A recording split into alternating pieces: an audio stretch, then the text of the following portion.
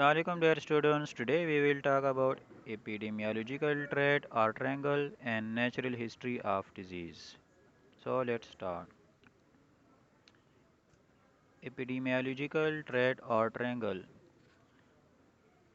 इसमें एक host environment और एजेंट तीनों मिल के फिर डिजीज़ अकरेंस इसकी होती है। मतलब किसी भी डिज़ीज़ के फैलने के लिए होस्ट एनवायरनमेंट या एजेंट ज़रूरी है। होस्ट में कोई भी पर्सन पेशेंट हो सकता है, एनवायरनमेंट में लिविंग एरिया जहाँ पे वो पर्सन रहता है या वहाँ पे काम करता है। एजेंट में कोई जरासीम, वायरस, केमिकल्स, इंसेक्ट्स वगैरह हो सकते हैं।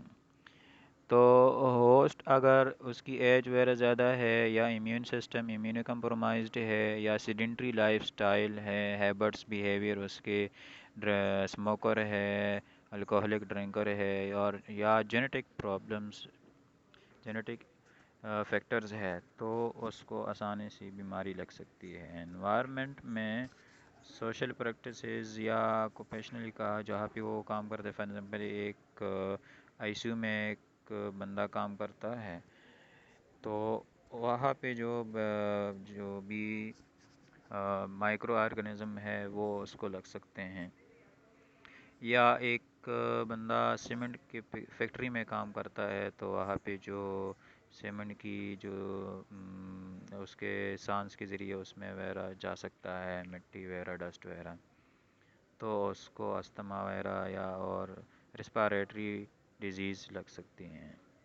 या उसकी जो जरासीम की वायरलिटी है या कोई भी वायरस या बैक्टीरिया वो या इंसेक्ट वगैरह उसको लग गया, ठीक, तो उसकी वजह से उसको डिजीज़ अकरेंस हो सकती है।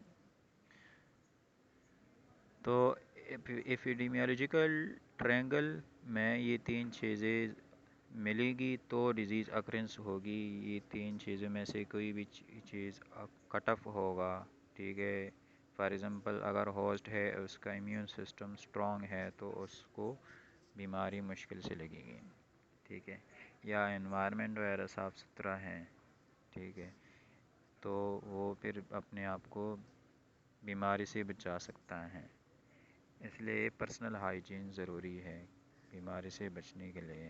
जैसे आजकल कोरोना में हैबिट्स रखते हैं कि हाथों को साबुन वगैरह से धोना या मास्क पहनना, सोशल डिस्टेंसिंग, तो ये आप अपने आप को जरासीम से बचाने के लिए प्रैक्टिस करते हैं। फर्दर हम फिर तीन टर्म्स पढ़ेंगे एपिडेमियोलॉजी की: एपिडेमिक्स, एंडेमिक एंड पेंडेमिक।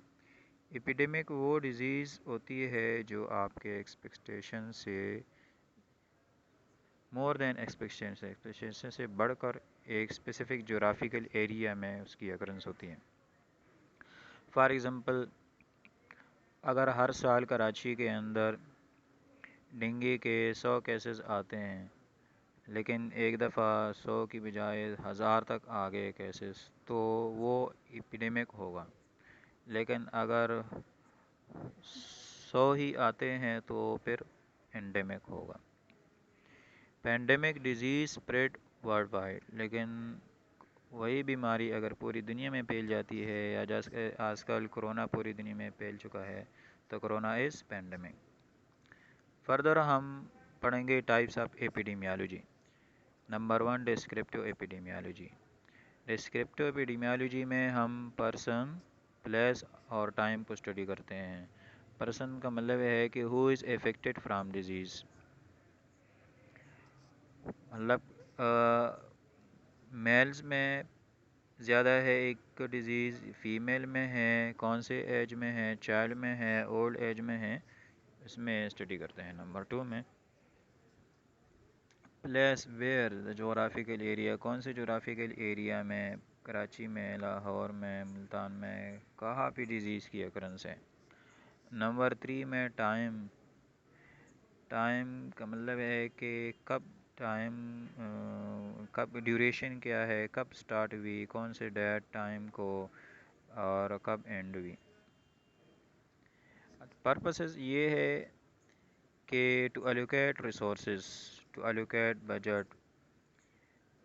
اگر گورنمنٹ نے کوئی ریسورسز کرنے ہیں، کوئی وہاں پہ اسٹاف کی ایلوکیشن کرنی ہے، یا اور میڈیسنس وغیرہ یا اور چیز کی بجٹ وغیرہ الوکیٹ کرنا ہے اس بیماری کو ختم کرنے کے لیے، تو اس کا یہ ڈسکرپٹو ایپیڈیمیولوجی کا یہ مقصد ہے. نمبر 2، ٹو پلان پروگرام، یا کوئی امیونائزیشن پروگرام پلان کرنا ہے. نمبر 3، ٹو ڈیولپ ہائپوتھیسس، یا کوئی مفروضہ اخذ کرنا ہے کہ اس ٹائم تو اس بیماری کی اسپریڈنگ پرسنٹیج فریکوینسی اس طرح ہے، آنے والے کچھ منتھس میں اس کی اسپریڈنگ زیادہ ہوگی یا کم ہوگی. نمبر 2 میں انالیٹیکل ایپیڈیمیالوجی. اس میں ہم پڑھتے ہیں کہ why the disease is occurred. Or it is occurred due to contaminated water, یا اس میں پڑھتے ہیں کہ how the disease is occurred،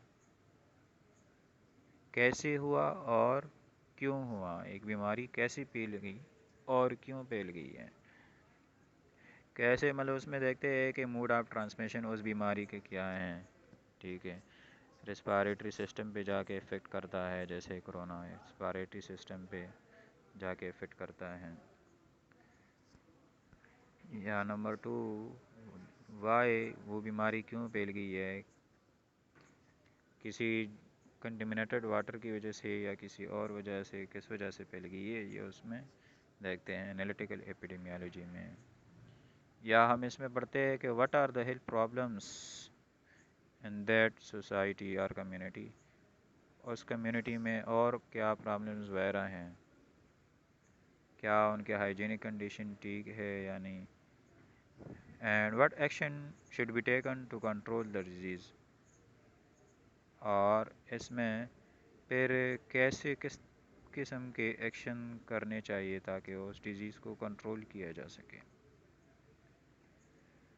آگے پھر فردر ٹرانسمیشن آف ڈیزیز یا چین آف انفیکشن، اس میں پورٹ آف ایگزٹ ہوتا ہے and port of entry. Port of exit جہاں سے وہ جراثیم نکلتا ہے، وہ کوئی ریزروائبل ہوسٹ بھی ہو سکتا ہے یا کوئی اینیمل بھی ہو سکتا ہے. پھر وہ جو ایجنٹ نکلتا ہے اس کا کوئی موڈ آف ٹرانسمیشن ہوتا ہے تو پھر سبسیپٹیبل ہوسٹ کے پاس جاتا ہے. Mode of transmission droplet infection بھی ہو سکتا ہے، ڈائریکٹ کانٹیکٹ بھی ہو سکتا ہے، ایئر بورن ڈیزیز بھی ہو سکتی ہے، کسی ویہیکل فوڈ واٹر کی وجہ سے جا سکتا ہے، یا کوئی ویکٹر میں کوئی مچھر وغیرہ کی وجہ سے آگے فردر موومنٹ اس کی ہو سکتی ہے. آگے پھر وہ اٹیک کرے گا. سسپٹیبل ہوسٹ کا مطلب ہے کہ جس کو آسانی کے ساتھ وہ جراثیم اس کے اوپر حملہ کر سکے. تو وہ کوئی بھی جو ہے نا امیونو کمپرومائزڈ بندہ ہو سکتا ہے جس کے اوپر وہ جراثیم اٹیک کرے گا اور اس کی ٹرانسمیشن آف ڈیزیز ہو جائے گی، چین آف انفیکشن، اور اس کو انفیکشن ہو جائے گا اور ڈیزیز کی آکرنس ہو جائے گی. So this is called chain of infection. Further ہم اسٹڈی کریں گے nature history of disease. Nature history of disease میں سب سے پہلے ایکسپوزر ہوتا ہے.